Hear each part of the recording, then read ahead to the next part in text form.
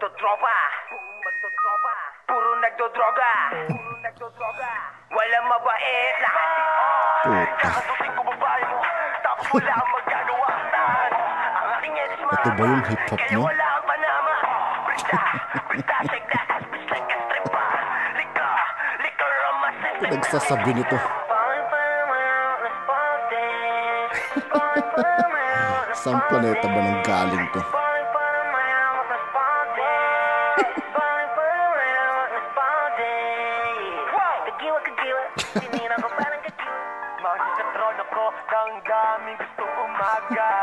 Sa patoy, parang baliw eh, no? Parang sira ulo lang. Hay nako, masyado nyo nang inaabuso ang kultura. Hipo, sundalo ng dunggalo. Kung hindi droga, kamanyakan. Kung ano-ano yung mga pinapauso ng tunog, di naman naiintindihan. Beh! Sa inyo na ang hip-hop, sa inyo na ang hip-hop, sa inyo na ang hip-hop, basta wag niyong papasukin ang aming Tagalog rap. Sa inyo na ang hip-hop, sa inyo na ang hip-hop, sa inyo na ang hip-hop, basta wag niyong papasukin ang aming Tagalog rap. Bakit kami makikipagsiksikan sa mga katulad nyong hambog at mayayabang? At bakit namin kayo sasapayan kung kayo lang ang nakiusot, nakiangkas sa larangan? Puro kagaguhan lang ang inyong nalalaman. Pagbaboy sa kultura, ginawa nyo ng libangan. At paggamit ng droga, pinagmamayabang. Ganyan ba ang gusto nyo ipakita sa kabataan?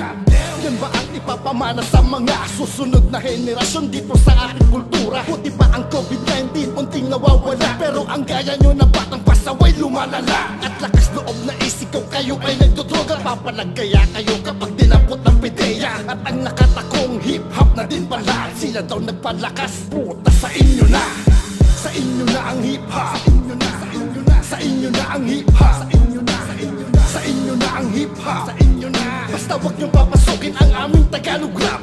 Sa inyo na ang hip-hop, sa inyo na ang hip-hop, sa inyo na ang hip-hop, basta wag niyong papasukin ang aming Tagalog rap. Rapper na din pala ngayon ang mga alien. Di ko maintindihan ang kanilang accent, kung ano-ano pinagsasabing sentence. Mga lingwahe nila walang common sense. Nonsense, ganyan na pala hip-hop nyo. Pag bumigas ng letra dapat mas malalas ang ngongo. Yan ba ang basihan nyo sa kultura nyo?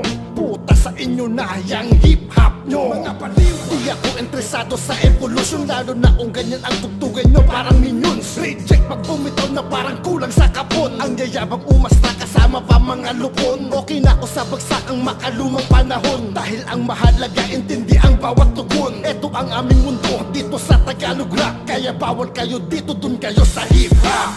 Sa inyo na ang hip-hop, sa inyo na ang hip-hop, sa inyo na ang hip-hop, basta wag niyong papasukin ang aming Tagalog rap.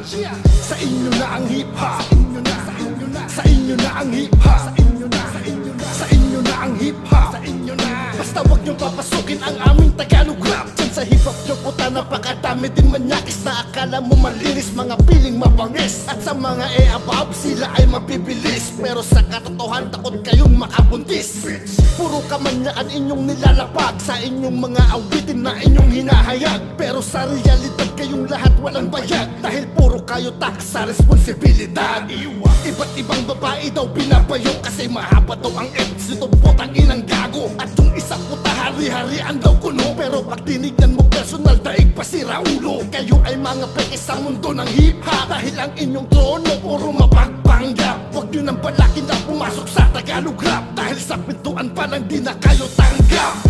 Sa inyo na ang hip-hop, sa inyo na ang hip-hop, sa inyo na ang hip-hop, basta wag nyo papasukin ang aming Tagalog rap.